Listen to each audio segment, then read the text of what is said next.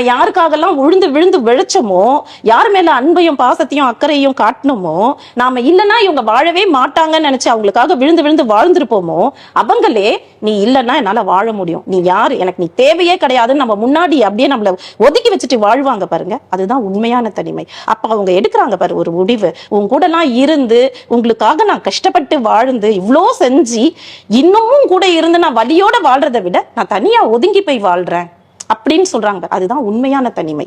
அப்புறம் அந்த விருப்பப்பட்டு ஏத்துக்கிறாங்கல்ல, அதுக்கு ஒண்ணு சொல்லுவாங்க, இளமையில எனக்கு யாருமே இல்லை, எனக்கு யாரும் தேவையில்லை அப்படின்னு சொல்றது கெத்தா இருக்கும். முதுமையில எனக்கு யாருமே இல்லை, எனக்கு கேட்க ஆள் இல்லைன்னு சொல்றது வலியா இருக்கும். அவ்வளவுதான் டிஃபரன்ஸ். அந்த மாதிரிதான் தனிமையில தனிமைன்றது மிகப்பெரிய கொடுமை சத்தியமா. அதுக்கான விலைகள் எல்லாரும் சொல்லிடலாம், தனியா இருக்கான்ப்பா ஜாலியா இருக்கா எந்த பிரச்சனையும் இல்லைன்னு. அவங்க ரொம்ப கொடுமையா தான் வாழ்வாங்க. அந்த வாழ்க்கைய ரொம்ப கஷ்டப்பட்டு தான் கடப்பாங்க.